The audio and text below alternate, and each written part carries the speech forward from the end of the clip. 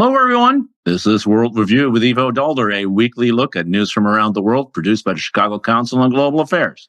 It's Friday, January 17th. This week, we'll take a look at Joe Biden's foreign policy record and the inheritance he leaves for Donald Trump, his successor. Biden spoke to his record in a major speech at the State Department on Monday. He talked about rebuilding alliances, weakening America's enemies, and strengthening democracy abroad. He touted his record in Europe, in the Middle East, and in Asia.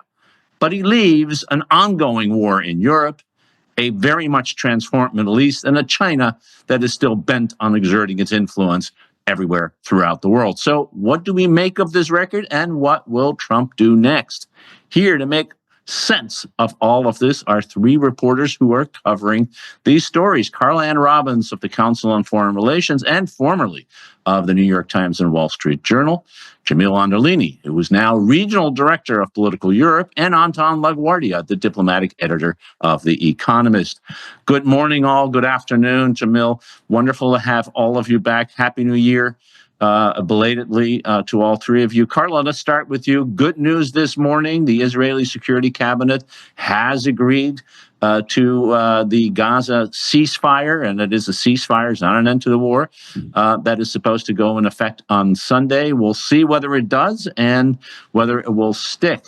But let's start with Biden's record in the Middle East more generally, and what you think Trump will do now that he, on Monday, is in charge. You know, the famed Robert Strauss once said when he was sent off as an envoy to the Middle East, now that I've seen it, I don't know why anyone would fight over it. And I think basically this is, Biden, this is probably never his first choice of a place he wanted to deal with. Long supporter of Israel. He went rushing off to Israel after October 7th and came away with, just a handful of thorns there with Bibi. Bibi wouldn't listen to him, and Bibi was determined to do what he wanted to do. And, Biden was caught between this impulse to support Israel and seeing the horror of it unfold in front of him. When this deal, which was on the table, it's been out there since May, and that the notion that it was finally came together. And the moment when it did come together, of course, Trump was out there taking credit for it. And we can talk about the fact whether Trump does deserve a considerable amount of credit for this, the fact that they extraordinarily worked together. And then when Biden was asked who deserves credit for, his response was, "Are you kidding me?" I mean, this is sort of the sadness of the Biden situation. Rare president who's had more foreign policy experience than Biden, an inability to control an uncontrollable ally in Bibi Netanyahu. The region itself, if you look at it afterwards, Israel's in a much stronger position now than it was because you have a much weakened Iran. You have Hamas much more weakened. You have Hezbollah much more weakened. But as Tony Blinken said in a speech the other day, Hamas is going to build itself back and is already building itself back. It's a mess. And I don't think this is Biden's greatest. It's certainly not the place in which he distinguished himself. Anton, your sense of where Biden sort of ends up in the region, you could argue, and I think Carla rightly says that in the end, the country that he supported most strongly is probably in the strongest position. That's Israel, in the strongest position it's been in decades, and that does give real opportunities. And yet, the carnage and everything else we've seen is extraordinary, and the kinds of deaths and destruction is also in some ways more extraordinary than we've seen in decades. How do you look at it? I was struck by a statistic recently that you could pile up the rubble in Gaza across Central Park in New York, and it would be something like 8 meters high or 30 feet high. So an extraordinary amount of destruction. And by the end of it, it became a kind of a never diminishing gain for Israel. Yeah, they kept killing Hamas people and lots of civilians as well. But, fighters were being regenerated. It doesn't take much to pick up an AK-47. So, Biden's problem is that he kept being overtaken by events. He kept trying to restrain the Israelis. The Israelis ignored him, and Bibi Netanyahu, being the luckiest man in the Middle East, kept winning great successes. He was told not to try to kill Nasrallah. He did. And then, Hezbollah fell apart. He was told not to go to Rafah, and he got Yahya Sinwar. So to a lot of Israelis and to certainly the Republican Party, Bibi Netanyahu comes out looking like the guy who succeeded, despite Joe Biden, and by ignoring him. The problem with Netanyahu, he doesn't have a political solution. He doesn't have a solution to who runs Gaza afterwards, and he doesn't have the key to unlocking the deal, the normalization deal with Saudi Arabia that's long been promised, because he either doesn't want to move or cannot move on the question of Palestinian statehood. And what the Saudis are asking for is something quite minimal, so some progress towards Palestinian statehood, and he can't even do that. Jamil, I think Anton has it exactly right when it comes to Bibi Netanyahu. On the one hand, being the luckiest guy in the world. On the other hand, he has no political strategy other than survival of his own power.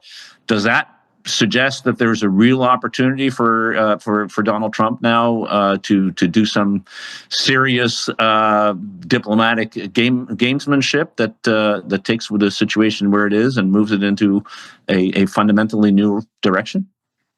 Absolutely. I think I completely agree with what Carla was saying, that Biden should have. This is a region, a country he supported Israel for, his whole career. He didn't want to be in that region, but this should have been a kind of a political opportunity in some ways for him to not to, put it in such stark terms, mercenary terms. But what's ended up happening is that the hostage deal that seems to be moving ahead is all the credit is going to Donald Trump. It's just sort of a nightmare scenario and a kind of really sad ending to Joe Biden's presidency. That the same deal that Blinken put forward apparently last May has been recycled, and now it's a Donald Trump victory. It's sort of astonishing, really. I had some Gulf-based academics who were in my office actually earlier today here in Brussels, and it was fascinating to hear from them their analysis on what they think is going to happen now with Donald Trump. And they were very optimistic, I have to say. They were like, okay, this is the person who, whether he was actually understood the details or not, he's the one who brought in the Abraham Accords. This is, he has the potential and the will and the, sort of craziness maybe to come up with solutions. And the people around him are adamant that this, that there are going to be some big changes. The one thing that I find very interesting is that there is real reticence in Riyadh, in Saudi Arabia, in the UAE, across the Gulf. There's real. The one thing they're quite worried about is a return to maximum pressure at a time when Iran is so weak. Because what the other states in the Middle East want, the Arab states want, is a very, very weak Iran, but not a collapsed Iran. That for them would be a total disaster, because that would be like Iraq in 2003, 2005. A return to sort of this sort of sucking black hole, and Iran properly collapsed would be probably worse, And so they do not want Trump to push Iran to the point where it really topples, this regime really topples over. They would like it to stay just like it is right now, very, very weak. All the proxies sort of, diminished massively, but not collapse, because collapse is, a problem for all of them. Carla, it strikes me that Gulf view of Iran and the region and Trump is probably has a lot of merit to it. And I wonder whether you think that this may be the opportunity for Trump to do something that very few of us expect. Can he get a deal with Iran? A deal that actually does seriously constrain, if not actually eliminate, the nuclear program in return for some sanction relief, which will then provide the basis for the normalization between the Saudis and the Israelis. We talk a lot about maximum pressure, but are we not looking at the possibility of him getting a deal that, frankly, Barack Obama was not really able to get back in 2015, in part because he wasn't able to address the axis of resistance which the Israelis have now destroyed? So Do we imagine that Trump is going to be writing and receiving beautiful letters from Pezeshkian or from the supreme leaders? He was from the North Koreans. I mean, never write anything off. He was very concerned about Iran the first time he ran. You've heard almost nothing about Iran during this campaign, which I think is quite interesting. I think a lot of this is in the Iranian camp. I think Pezeshkian and the supreme leader have a big choice here to make. Are they going to run for a nuclear weapon, which is basically sort of a minute and a half away from them? Or are they going to want to come up with some sort of a deal? I think we're waiting to hear what they have to say. That was quite interesting. He was going to meet with Putin, but they're not signing a defense agreement, which is, I think, is sort of an interesting question. Is Iran really the constraining factor on another iteration of the Abraham Accords? It's part of it. Certainly, the Saudis are watching this nervously. I think Jamil's absolutely right. They don't want them to collapse, but they don't want them to be reinvigorated either. I think the real question is, how much are they willing to throw the Palestinians overboard for this deal? As much as the Saudis want to deal with the Israelis want to deal with the Saudis. The question is, in that third stage here of this ceasefire deal, they say they're going to, create a governance structure for Gaza. Nobody has, the Israelis, certainly not, Netanyahu's crowd are going to agree to any sort of a governance structure for Gaza. So are the Saudis once again going to throw the Palestinians overboard? I think that's really the constraining issue, not Iran. I think that's which is go ahead, John. Showing us, yes, the Palestinians will get thrown overboard, right? As usual. Yeah. So the question, that's one part of it, and I guess, Anton, the other part of it is, what's the United States willing to give? Because there were two elements to the Saudi deal. One was the security agreement. This, from a president who doesn't actually believe in alliances, is going to be a really big question. And then second, the Saudis wanted the nuclear program. They wanted an entire nuclear fuel cycle, including nuclear enrichment in Saudi Arabia, something the United States has not sold to any country ever. And that's what they were insisting on. How do you see the prospect of either a relaxation of that demand for normalization, or Trump's willingness to sell it to him? I think that you're right there. A defense agreement. In fact, what they wanted was a treaty, right? The first treaty since, I think it was a U.S.-Japan defense treaty, which was conceivable under Biden and the kind of Congress he had, but seems much less likely in current circumstances, not least because Donald Trump doesn't really like defense treaties and obligations to other countries. However, he'd probably be willing to sell them lots of stuff, and he may even be willing to sell them nuclear technology, as long as they also buy lots of American weapons, which the Saudis are want to do. Incidentally, I see two dangers here. One is that this ceasefire deal may never get beyond phase one, because phase two requires a permanent cessation of violence and an Israeli withdrawal, which Netanyahu has not agreed to yet, and which his coalition, particularly the far right, have threatened to bring him down over. And the other big risk is, as Carla hinted at, but I think it's worth hammering home, which is that the Iranians, having lost much of the deterrent value in Hezbollah and having lost Syria and having lost much of their air defenses, may now feel that their only real deterrent is to go for a nuclear weapon. If detected, you could still imagine, some kind of regional conflict exploding over that. So, we're not out of the woods yet. We may never get to normalization if things go wrong. Ivo, on that, I'm such a nuke freak as you are. I hadn't really thought about this, but it's an interesting thought exercise. If you recall that Trump used to talk about the fact that he didn't think there should be a nuclear umbrella from the United States. He thought all these countries should develop their own nuclear weapons. He thought the Japanese should have their own nuclear weapons. The South Koreans should have their own nuclear weapons. The Saudis should have their own nuclear weapons. So the sort of non-proliferation constraints that we would all feel about not giving them the full fuel cycle may not constrain him. So, I think one picture that we painted early on was a picture of normalization, agreement with the Saudis, and possibly even an agreement with Iran. The other picture that is emerging is that the war in Gaza will restart in 6 weeks because Bibi Netanyahu, I think Anton quite rightly points out, has absolutely no interest in phase two because permanent war is for him permanent power, as long as he has to depend on the far right to remain in power. And Iran and Saudi Arabia rapidly nuclearizing, and we haven't even talked about a implosion of Syria with the return of ISIS. Donald Trump, welcome to the region. That is one way to look at this part of the world.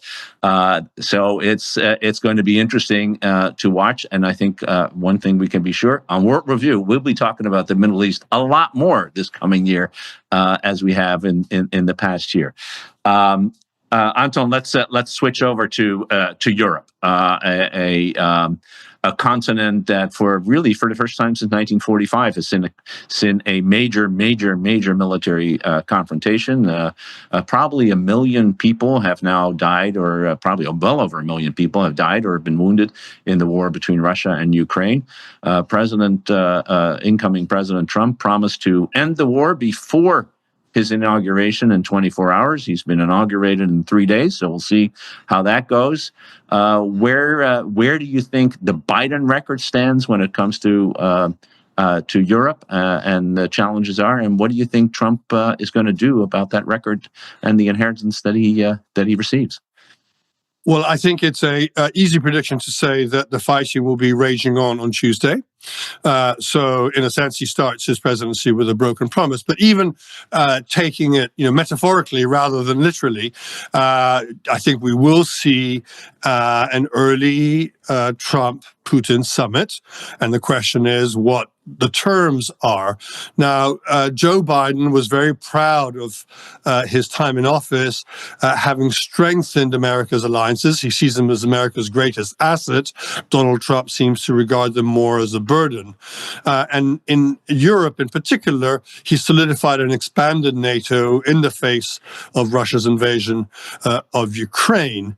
And throughout the war in Ukraine, he's had to sort of drive between two guardrails. One is ensuring that Russia does not succeed in its aim of taking over Ukraine.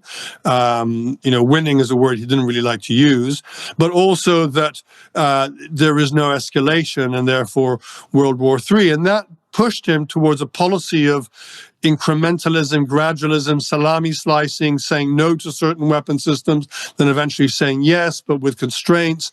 And it is a policy of protraction, of a protracted war, which he seemed to think was the safest way to manage it. The trouble is that he ran out of time, and the American public has grown tired, or at least parts of it have grown tired of the war. It was highly politicized, so it became a polarizing issue where the Republicans, in particular, turned increasingly against the war in Ukraine, whereas the Democrats held it up as a kind of great cause to support. What will Trump do? Well, Trump doesn't like alliances as much.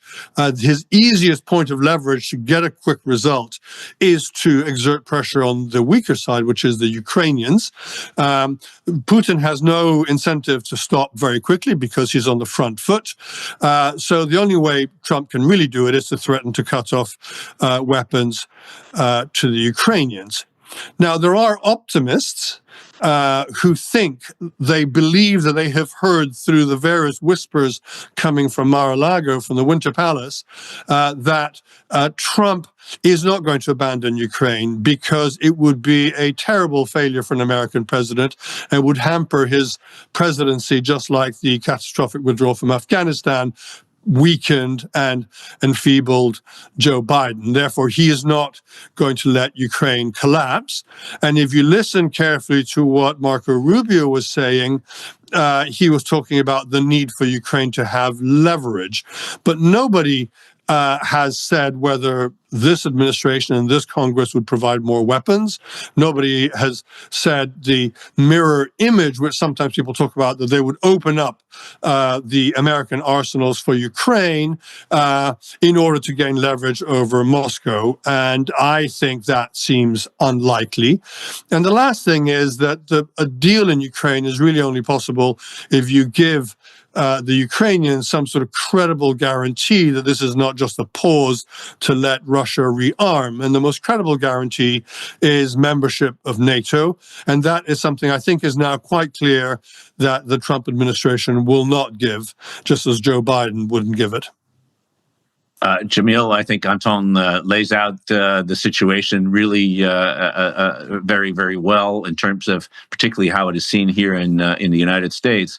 Of course, Europe is object and subject of this war. It is an existential conflict for the Europeans, and they are actors in their own right. So how are they seeing what's happening in, love that phrase, Anton, in the Winter Palace in Mar-a-Lago? And what do they expect from Trump? And importantly, what do they think they should be doing themselves? So it sort of depends who you talk to and which country you're talking to. And if you're a Baltic leader, then they're much more hawkish. And if you're a German or a Spanish leader, then they're much less... I've got to wave my arms and turn the light on. Much less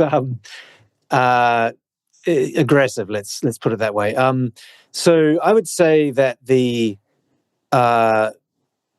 view of what Biden and most people here think it was Blinken and Jake Sullivan in particular, rather than Biden himself. What they think.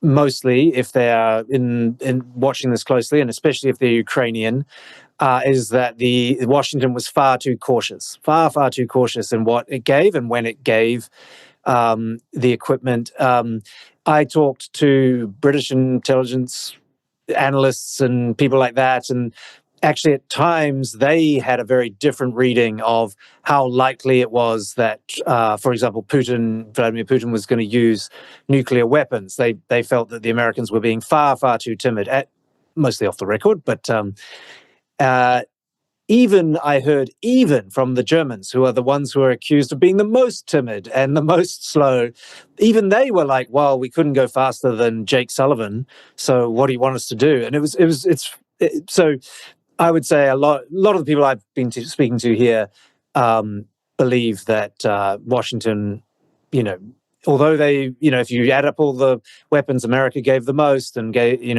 there was too slow, it was too little, too late. It was, as Anton said, a strategy of protracted war, which in the end leads to far more dead and far worse outcome for the Ukrainian people. Now, as far as Trump, I actually this morning it was a Chatham House rule. I can't say who was there, but I can say what they said.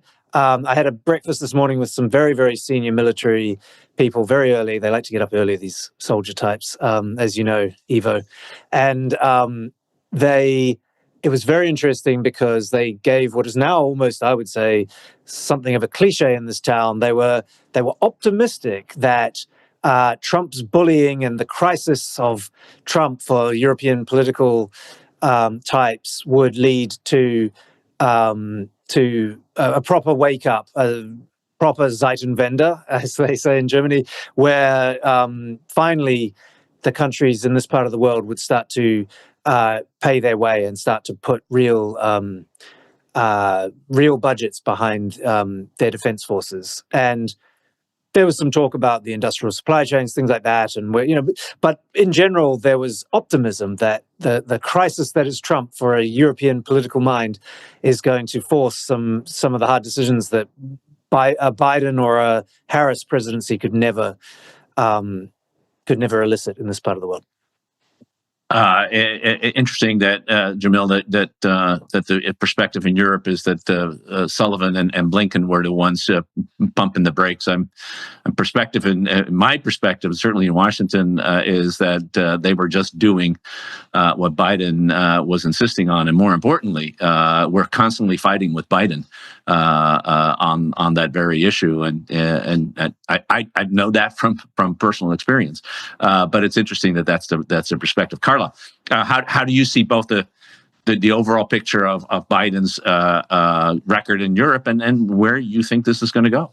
Well, Ivo, I am totally with you on this. It's Biden and not Jake Sullivan or Tony Blinken. And I think there's a tragedy in this for Biden, because this sort of the 2L notion, the too little, too late, characterization of Biden in Ukraine, because I think he deserves a lot of credit for rallying Europe, for doing the right thing in the first months there, for getting the existential threat of this. He didn't have to do that, but he is very much the child of the Cold War, and that was also the limitation of what he did. And he did, as Anton said, he protracted this war. So both an incredible strength and incredible weakness there in his management of this. But I'm not going to give Donald Trump credit for, if Europe gets it together here. I will give Vladimir Putin credit for that if Europe gets it together. And to a great extent, I'll give Joe Biden credit for it, because of the deft way they used intelligence in the beginning of it, the constant pressure and rallying that they did, this notion everyone was so relieved that Biden was there. And then you had the Putin pressure. I mean, you want to talk about cliches here? Putin wanted less NATO. He got more NATO. These are not things that we should take for granted. It is a different alliance, and it is a different perception of Europe itself. I mean, you want to talk about the luckiest man in the world? Donald Trump is the luckiest man in the world. He is going to reap this and claim credit for this, but he's also going to reap a reality there. If Ukraine collapses on his watch, he won't say it's his problem, but people will say that it is certainly his responsibility. Now, if Trump doesn't want the loss, that's one thing, but he's got a lot of people whispering in his ear who are perfectly willing to take that loss, including J.D. Vance. I think that's right. And Anton, just back to you. The one thing that I've been looking for is any word on what Trump will do on sanctions. He's made very clear he doesn't like sanctions. He likes tariffs. Yesterday, the Treasury Secretary nominee talked about putting serious sanctions on Russian oil. Well, that's because he wants to sell American oil, although they're quite different in terms of grades and everything else, but never mind. But I do think there is a possibility of Trump offering Putin the deal. I'll lift sanctions if you stop the war, and I will stop arming Ukraine, and you can keep the territory. And the long term of Ukraine is something for in the long term we're all dead, so we don't have to worry about that. Is that a realistic prospect? I think that. Sanctions have a problem, which is that they are leaky, particularly when you've got oil, which is fungible and can be moved around in shadow fleets and all the rest of it. Yeah, you can keep going after ever more of the ships, but the Russians will get their oil out in one way or another, and they'll find willing buyers in one way or another, even if it means that it's discounted to some extent on the markets. Tariffs are a problem because tariffs, damage your allies as much as they do your foes. So if he's going to impose across the board tariffs rather than simply tariffs on China, and we'll know next week probably what he's intending to do, that makes managing relationships with your allies much more difficult. It is at the least an irritant, but potentially turns them away.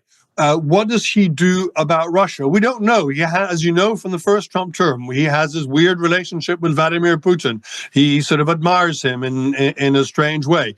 At the same time, it is fair to say that he is the guy who started to provide lethal weapons to Ukraine even before the war started.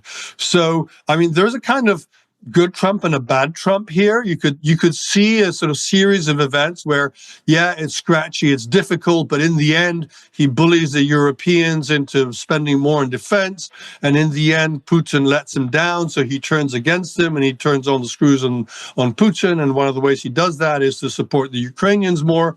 On the other hand, there's also the bad Trump, and now less constrained and more organized than in his first term, who doesn't like NATO, who threatened to leave it, who says he won't defend allies, and who seems to believe in a world of spheres of influence. The way he talks about Greenland and Canada and Panama implies that he's thinking about an American sphere of influence, and by implication, the American presence, the Western frontier in Europe is less important to him.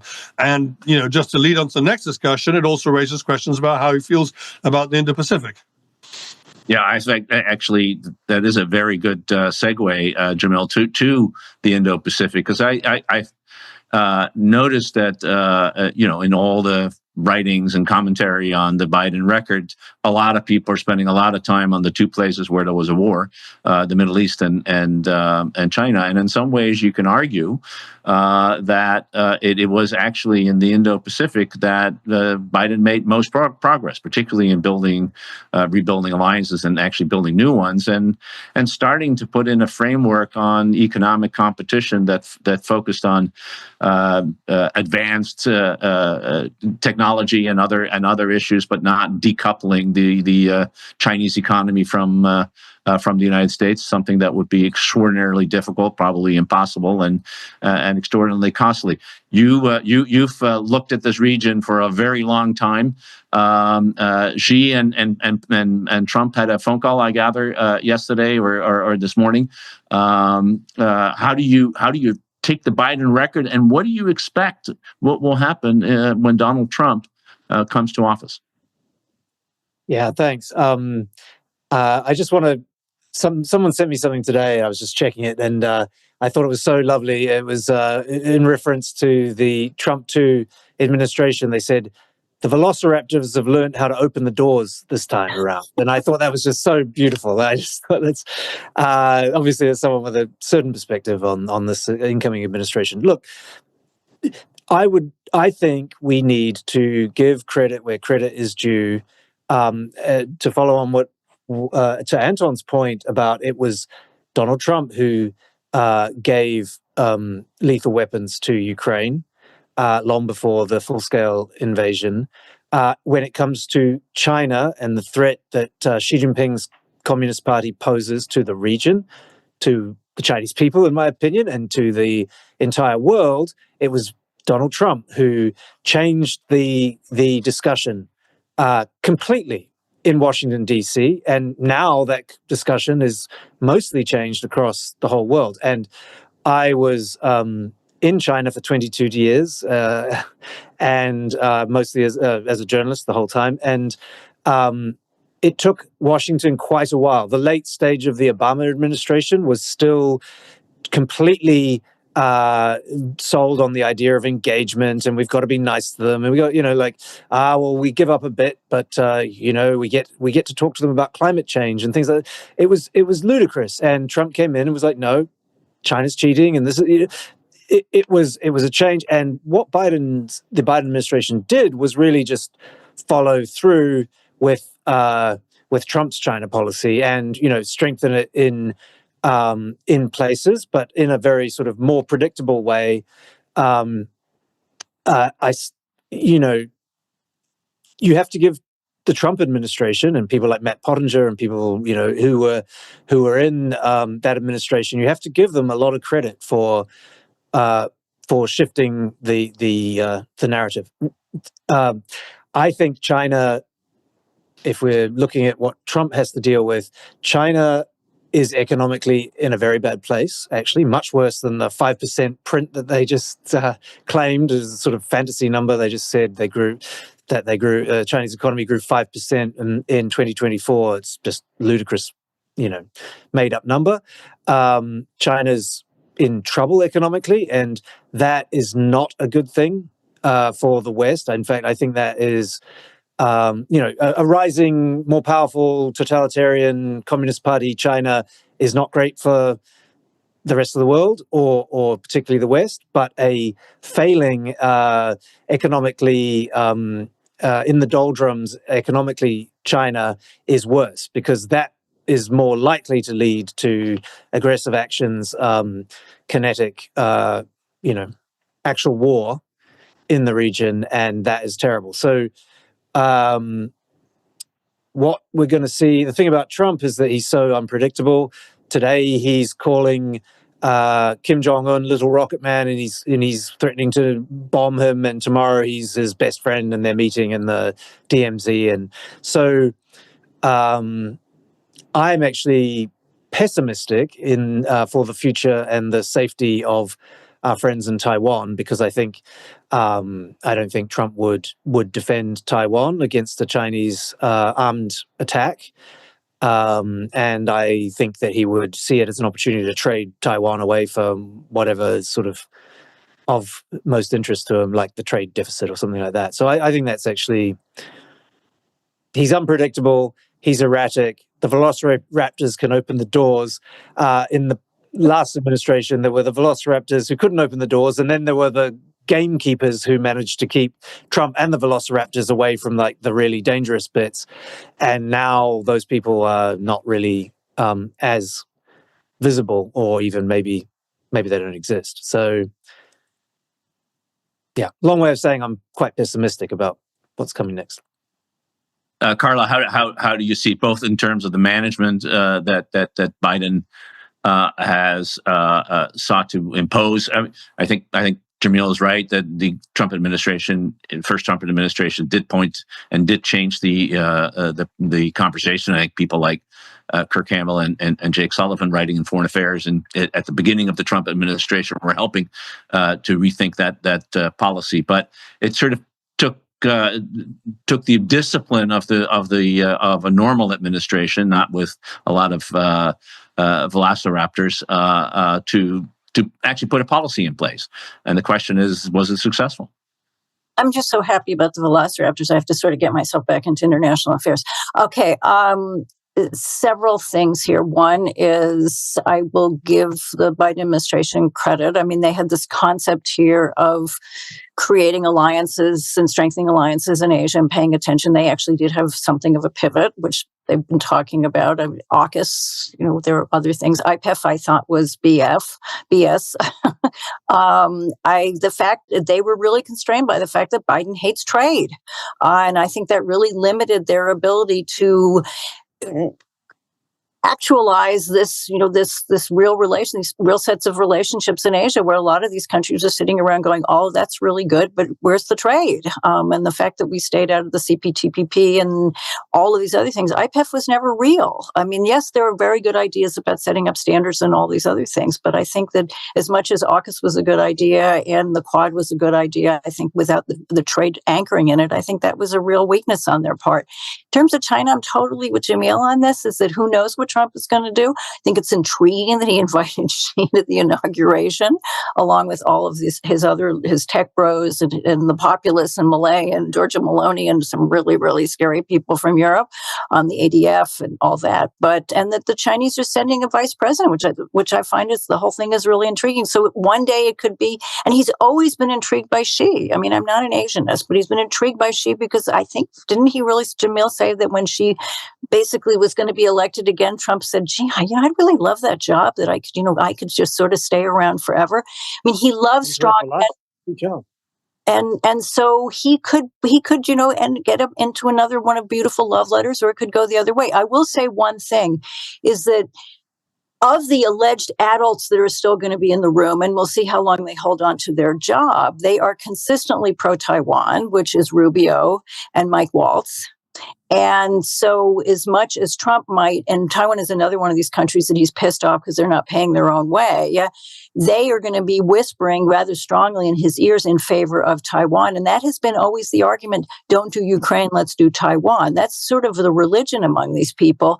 That doesn't mean Trump's going to follow it, but certainly if there's one sort of strongly felt ideological international position on the Hill among right-wing Republicans and among this group advising him, it is don't do Ukraine, let's do Taiwan.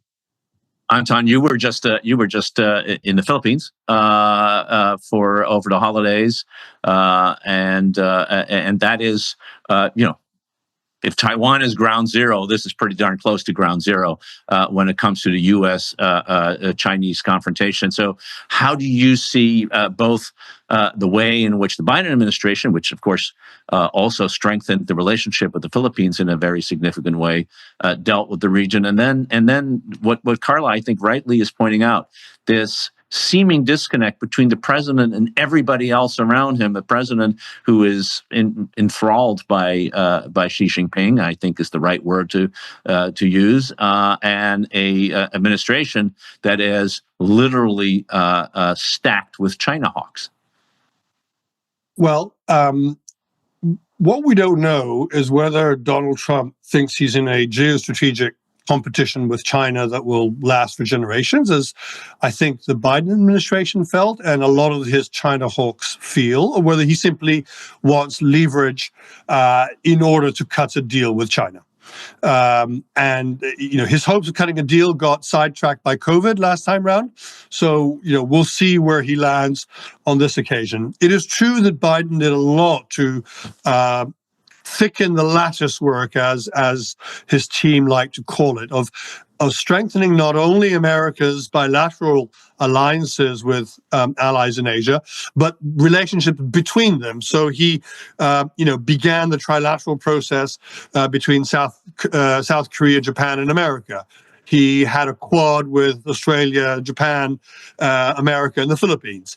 All these countries have status of forces agreements with each other now, which means they can exercise and, in brackets, in future, potentially deploy to each other's countries. There's a lot greater American presence in the Philippines. All those things are good. But it is not clear to me that Donald Trump cares about that sort of thing, because he thinks he's being taken as a sucker because all these countries are riding on America's security guarantee, and why should he provide all this stuff? So even though a lot has changed, the Philippines has moved closer to America because of the threat from China. Japan has greatly increased defense spending. Taiwan, by the way, has also greatly increased defense spending and absorbed quite a lot of the advice that was being given by Americans, saying you must adopt an asymmetric porcupine strategy. They are moving in that direction. As a matter of fact, I'm going to Taiwan next month. So I think, as in Europe, allies there will be watching what the Americans do. And it's part of the problem is that we don't really know who his China team is and how the rest of the administration really thinks about China. We know about Waltz. We know about Rubio, which is all great and good. We don't know where Tulsi stands on China. We don't know whether Pete Hegseth thinks about anything except the culture wars in the army. And crucially, Elon Musk is in the Winter Palace whispering in the president's ear and may have the last word, and he has great interest in China. So the configuration of the administration is still very unclear. And Musk might be about to buy TikTok as well in the ultimate deal. Mm. Yeah, well, we'll see. He has 2 days to do it before he gets shut down. Since the Supreme Court just ruled this morning that surprisingly, when the Congress passes a law, it should be abided by. I don't know why that is a surprise, but apparently it is. Jamil, you again, China extraordinarily well. When the Chinese are looking at the Trump administration, Donald Trump and the people that they have appointed, what do they see and what do they hope to be able to achieve for their own interest with this administration? So I think I shared this with you, Ivo, when we were together. But I had a very, very interesting dinner a few months ago with some very senior people in the People's Liberation Army. They wanted to take me for dinner and get me drunk. I was able to oblige them, which was quite pleasant for all of us. The thing that was fascinating for me was when they talked about, this was pre the election, to be clear, this was just before the November election and in the US. And they was fascinating. We were talking about who might win the election and what it might mean. And they said, look, a Trump administration doesn't make that much difference to China in terms of bilateral relations. Bilateral relations are set. They thought, whether it's Harris or Trump, it's going to be bad relations and we're just going to have to manage it, or, hopefully we're not going to go to war with each other. But they said in the context of Europe, and I would say it applies across the entire world, China's goal, its main policy, is to split Europe from America, to split America's allies away from America. That's the overwhelming policy. They don't have many other real policies. Oh, we want to sell some stuff, but their main policy is split the barbarians so the barbarians don't unite and attack China or be mean to China, whatever. So they said, in that context, Trump is fabulous for us because he's going to bully NATO and he's going to bully Brussels and he's going to bully the Germans and he's going to be so nasty. There's no way they're going to. And look, no one in Beijing is really thinking that Europe's going to join us and against America, but they don't need that, and they don't think that's realistic. But all they need is Europe really unaligned with America, thanks to Trump. And that's fabulous. They've achieved their main foreign policy goals. And that would apply to Australia, Japan, Korea, all the great traditional, very close allies of America. If Trump is going around wrecking alliances and saying, you got to pay me for these troops in your territory, that's fabulous. That's Beijing's achieving its goals. So Beijing and Vladimir Putin, and as Anton said rightly, I think, yeah, exactly, and as Anton rightly said, Trump may be playing a sphere of influence game in the Western Hemisphere. That means he is in some ways conceding a sphere of influence in Europe to Russia and in Asia to China. Question for me is, who plays a sphere of influence game better, the Chinese and the Russians who've been trying to do this for decades, or the United States, which hasn't played that game for a very, very long time? We'll see whether that is in fact what will happen in the weeks and months ahead, and how it plays out. But I can't think of three people to have set the stage better than Carla Robbins of the Council on Foreign Relations, Anton La Guardia of The Economist, and Jamil Anderlini of Politico. Thank you three for a really insightful and great conversation. And thank you all for tuning in today for this edition of World Review. We'll be back next week with another edition. Until then, have a great weekend.